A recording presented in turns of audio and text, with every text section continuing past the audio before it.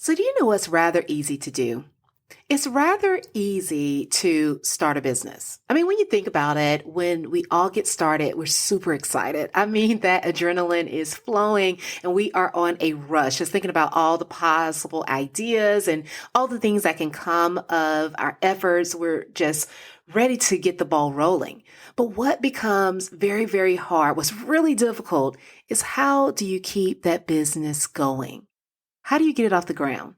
That's the part that people a lot of times can't figure out. And that's the reason why a lot of dreams die early. But we don't want that to happen at all. So this episode, we're going to talk about some things that you may want to consider and think about when you're using traditional strategies to get your consulting business off the ground, and some things that you can do differently to get it up and running a lot faster.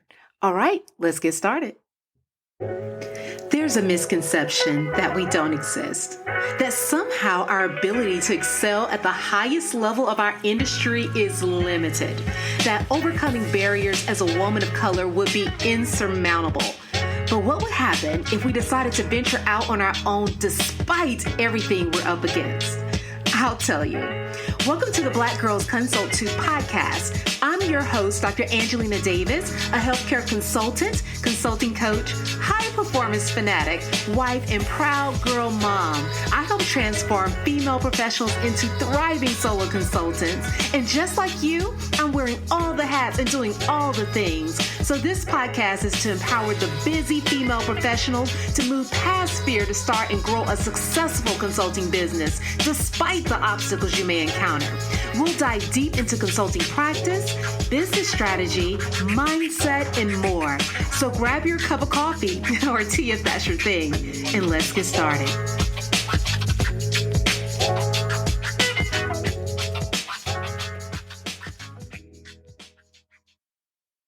Hello, hello, hello. Welcome to another episode of the Black Girls Consult 2 podcast. If you have never joined here before, my name is Dr. Angelina Davis, and I will be your host for this episode. And I want to talk about how we keep your business going. How do we keep it going? How do we keep it growing strong? What do we need to possibly do different so that you don't fall into a hole or some of the traps that many people have fallen into before, where they have not found a lot of success when it comes to building and growing a consulting business? So on this episode, we are diving into why some of the traditional, I would say, lead generation strategies may not be working for you. And I always like to say that whenever I'm having episodes like this, it doesn't mean that using these strategies are completely wrong. I don't believe there's a cookie cutter approach for really tackling business growth in consulting. I do think that it has to be very individualized and you have to have a personal touch. However, I do think that there are some limitations that we have to be mindful of and things that we have to consider when we're choosing what's right for us in the moment. So that's what this episode is all about and what we're going to dive into, because I think that there is a lot of misinformation out there and just some limited thinking that we need to get over so that we can really advance and really accelerate our growth to the level that we desire. So, when many of us are starting out, myself included, oftentimes what we do is we go straight to, courses, or we are checking out a lot of different books. And many of these books are written by some of the same experts, some of the same people that we see in the consulting world all the time, that, let's be honest, if you are a woman of color tuning into this episode, or a woman at all in consulting, they don't look like you. And so we hear a lot of wonderful names, and they are talented in their own right. But oftentimes some of the feedback or insight that they can give, while very valuable, may not necessarily be something that you can translate directly into your business model for a number of different reasons, many of them which are societal. So we really do have to think out of the box sometimes when it comes to getting our business up and running and really thinking about those strategies that are going to work most effectively for us in trying to generate more business. But oftentimes when we start out, we don't know all of those things. We don't really know what we are up against. And so we go dive into a lot of books. We purchase a number of courses and take part in a lot of online courses that are also not led by people who can probably relate to your set of circumstances. But it's what we have available to us and what we rely on when we're getting started. I did too, like I stated before. But that information only got me so far. It really only got me so far because I ran into a number of roadblocks along the way that caused me more difficulty, or maybe some of the lessons that I learned didn't really translate well into my situation. And so I realized that I really just needed some additional insight and help. I needed someone who understood my particular situation and someone who was able to give me a more personalized approach and really break things down on a new level so that I could navigate this whole consulting industry and system a lot better, a lot more effectively. And so I'm hoping that this podcast episode will be one of those tools that you can use to your advantage. Almost all the courses and books that you find out there are going to pretty much tell you the same thing. I don't care which one you pick up. I don't care who made it. They're going to run through, I feel like, the same bucket of advice or kind of list of ways for you to get started. Now, the first thing that many of them are going to say is that they're going to tell you need to reach out to your network for referrals. That's going to be one of the easiest ways to get your business started and off the ground. You want to reach into your network, find people that you know that can connect you to other people. And that is a great way to generate leads. And it actually is. And so I don't want to say that that is not an effective way to get started and get the ball rolling. We're going to talk about in a moment about some of the limitations associated with that.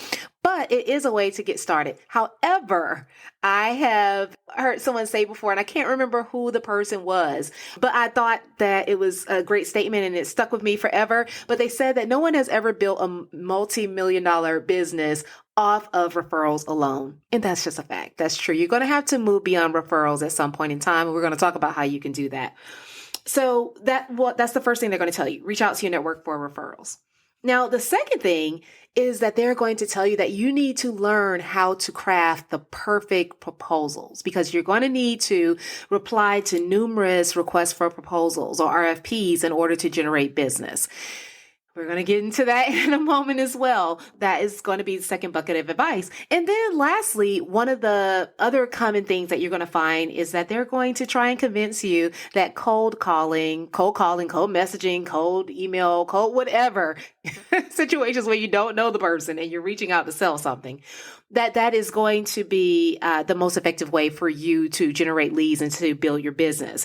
I mean, after all, someone has to say yes, right? At some point in time, you would think, maybe,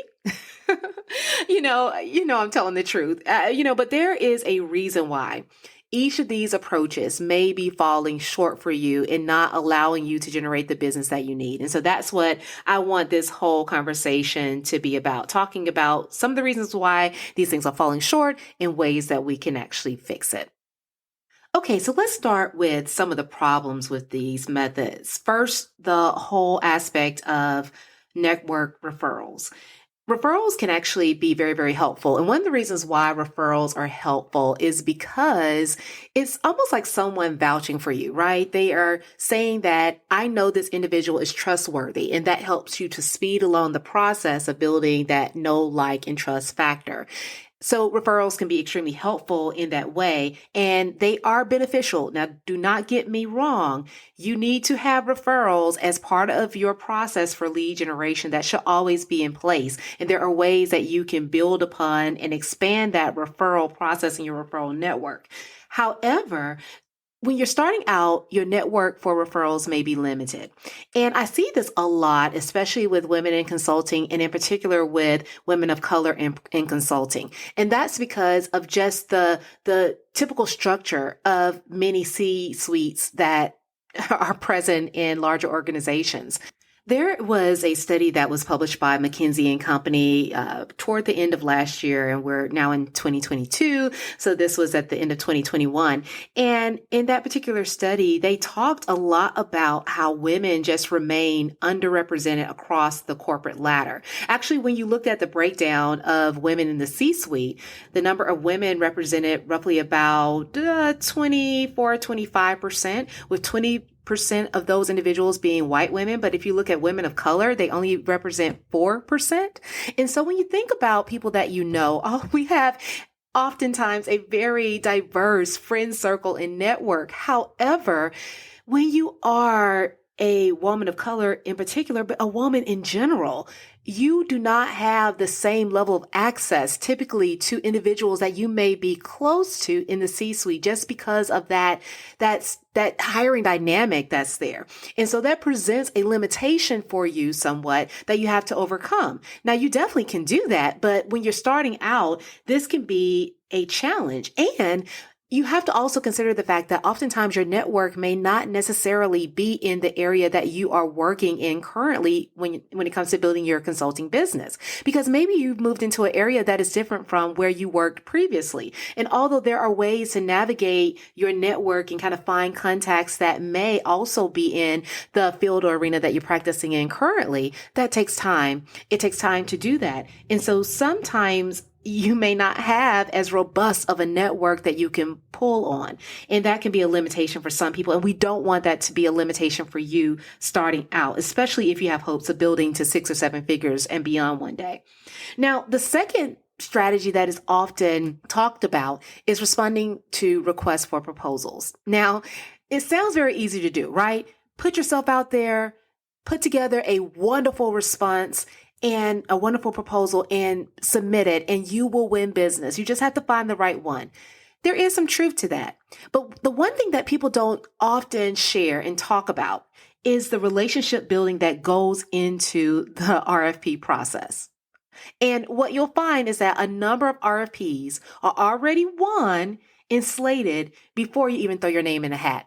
And when you're starting out, it is very difficult for you to jump right into consulting and win a very lucrative RFP.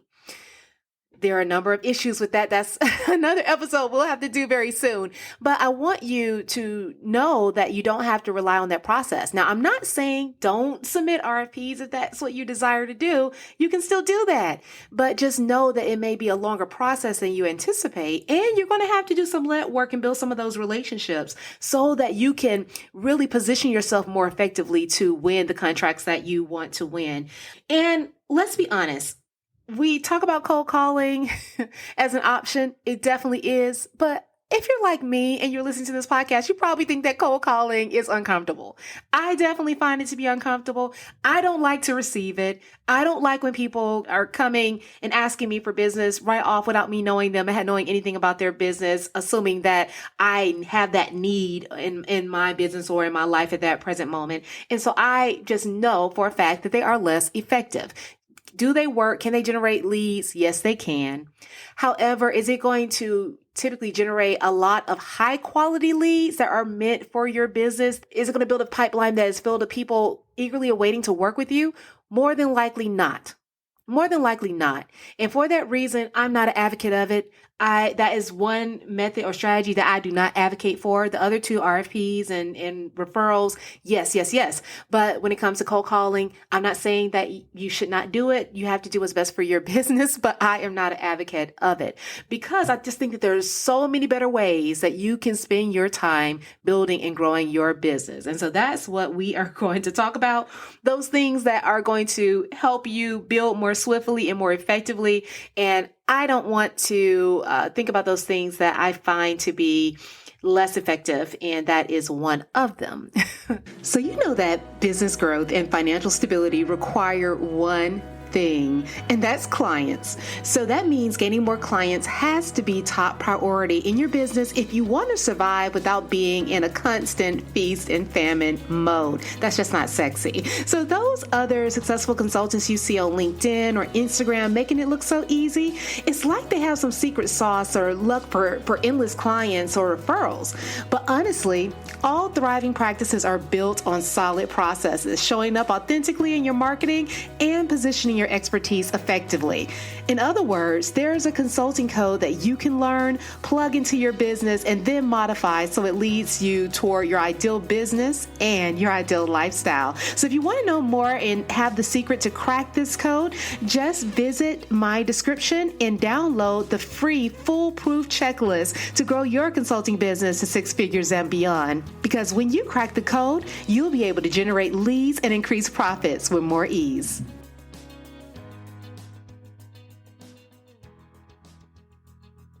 So one of the things that I advocate for and that I like to push clients to do is to create a system that doesn't rely on so many other people to control whether or not you are successful in your business, right? I want to take out all of these middlemen and women that are crowding that space because in all honesty, in order for you to grow effectively and really just achieve success and longevity in the long run, you have to have more control over being able to generate revenue, to be able to create and generate profit. So in order to do that, we really do have to create systems that don't rely so heavily on whether or not other individuals are willing to help us or willing to, give us that approval or that okay. We want to create a system where we can attract those highly qualified individuals and businesses that eagerly want to work with you so that you can really build a business that lasts over time. And they're going to be attracted to you because they see the value in what you actually offer. I mean, that really is the key. You need what I like to call a high value attraction strategy. This is a way for you to really create your own unique process and strategy for attracting highly aligned clients for the services that you offer. And so it takes a number of things to make this work, right? You just can't say that you're going to build a pipeline or create a pipeline or build a funnel that is going to draw these people in. You have to know exactly who you're trying to attract. You have to have something to offer that they're going to want and need, and you have to have a system in place that works, something that actually works to take them from the point of really being attracted to you, to getting to know you, to then signing on the dotted line. You need to walk them through that entire process and that entire aspect of the buyer's journey. And in order for you to do that, one of the first things that you have to start off with is having a clear and magnetic core offer. I talk about this often, but it is so important because it's like the candy that you dangle in front of a baby, right? Or it's really that thing that is the light that someone can see from afar that they just want, they're trying to get to, because that is what's going to solve their problem. You have to have that. That is key for the success of your consulting business in the long run. And so, a lot of the work that I do with clients, it centers around creating this core offer that stands out in the consulting space, right? Which is different from just creating an offer that you want to put out into the market for other purposes, because you are relying on your expertise in a given area to elevate the value of the offer that you provide, of the services that you provide. And so that has to be something that's very niche, very specific, very well crafted, so that it can highlight and showcase your expertise, showcase your strengths and the ability that you have to really be innovative and to drive change.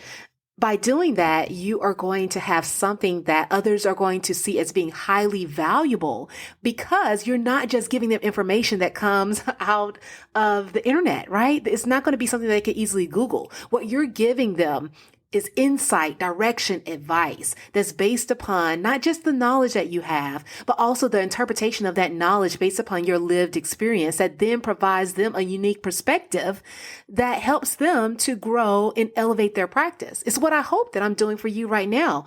That's what we have to sell. That's what we have to actually put out into the world that is going to attract the clients that we want to serve. And that's going to do that in a magnetic way so that you don't have to put in all this extra effort trying to dig and scrape for clients and convince them that they need what you have to offer. So that's the first step, is that we have to have that magnetic offer in place. Now, the next piece of this puzzle is going to sound a little bit cliche, but you do need a personal brand, an expert brand. And that is going to be key for you, being able to resonate with other individuals, connect with them, and then begin to humanize your very high level expertise that you have. Because people are not going to be attracted to all of the jargon that we typically use, all the things that are most common in our industry. Although they may understand it and even appreciate it, it's really not what's going to draw them in and make them feel like they have to really work with you as the individual. That's not what's resonating. What's resonating is your expert brand, is your personal brand, because that's the element that helps them to feel as if they are like you, that they can achieve things that are similar to what you have achieved, things that they can actually aspire to and see and play already. Those are some things that become unique selling points for you. And so really building that expert brand involves not just branding such as we think of with regards to websites and logos and pretty colors. That's important. I don't want to belittle that. But what I'm talking about is things such as, your voice, the voice of your brand. What is the brand surrounding your offer or your business? How are you showing up authentically in your space? What type of expertise are you putting out into the world? How are you communicating what you know? All of those things are elements of building your expert brand that are essential for you to really communicate how well you are able to solve their problem. And that is a key element that you have to have in order to make this whole system work, because they have to get to know you, have to trust you. They have to want to work with you. The whole relationship in consulting between a consultant and the client that they're working with, or that they're serving, is a rather intimate one. It's typically someone that is giving them advice that is going to change the direction of their life or their business or their livelihood. And so that has to be from somebody that they truly trust with the weight of that. And we have to understand that as the consultant in the process. We have to know that we have been given this unique opportunity to really be someone that can change the complete direction for someone's life. We really do have that ability, that unique ability, and what I would say a blessing. And so when we think about our role as an advisor, as a consultant, as more of a role of service, then it's going to make it a lot easier to show up authentically in that personal brand, in that expert brand, and to be able to showcase your expertise in a way that is going to resonate with others. So that is going to be that second element that you have to have.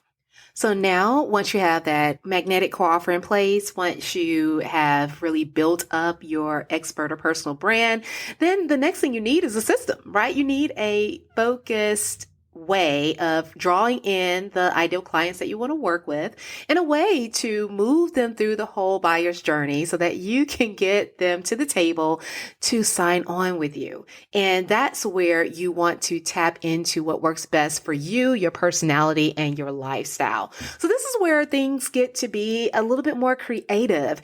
And what I like to help people do is to create a high value attraction strategy. And this is a way for you to create a system where you are attracting clients that are aligned with your service offer. And you're doing that through the very specific content that you are putting out with regards to your thought leadership, other, social selling and things of that nature, so that you're able to attract those individuals that are looking for the services that you offer. And this works very, very well in the business to consumer as well as the business to business space.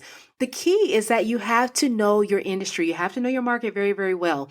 But when you're able to tap into their thought process in terms of what they're looking for, what their needs are currently in the moment, and what they want and desire as an overall goal, as well as a solution to their problem, it's going to be much easier for you to create the type of content that is going to draw them in, that's going to showcase your expertise and give them an opportunity to really experience that firsthand, and then become believers in the fact that you are the expert for them, and become believers more swiftly.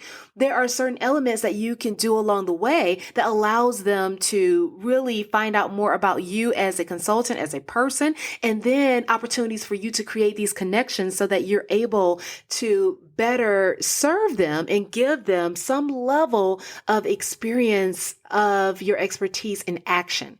When you're able to do that, then you will have an easier time closing that sale, because what they'll find is that they are able to generate some quick wins, or they're able to just experience what it would be like to work with you and fall in love with that aspect. that will help you to sell services more swiftly than cold calling anybody any day. It just will. So I want you to think about this whole concept of creating a system and a structure for you to really generate the business that you want, because I want you to take the middleman or the middle person out of the process and create something that you have more control over so that you can control your success and your longevity in this industry. That is always what I want. And actually, if you need any help in doing that, that's actually what I do best. And I do have a program that it serves this purpose. It's called Position to Excel, and it's a one-on-one curriculum-based coaching program that walks you through the entire process of creating your magnetic offer, as well as building your expert brand and then positioning it to effectively sell in your industry. So if you're interested in that, then definitely visit excelatconsulting.com/work with me to find out more information. Also, I'm going to include that link in the description as well. But there are ways that you can really make this process more simple. You don't have to stress out about gaining the leads and the clients that you need to get off of this feast and famine mode and this roller coaster ride, right? But until next time, I want you to think about these things and figure out how you can simplify your client attraction strategy. Until next time, take care. Thank you for tuning in to the Black Girls Consult 2 podcast. If you enjoyed today's episode, be sure to leave your review on Apple Podcasts, subscribe, and share it with a friend. We're on a mission to increase the success and longevity of women in consulting, and you can help us do that. Also, I'd love to hear from you, so let's connect at Dr. Angelina Davis on Instagram or LinkedIn. And don't forget to visit excelatconsulting.com for more information to support your consulting journey. Until next time, take care.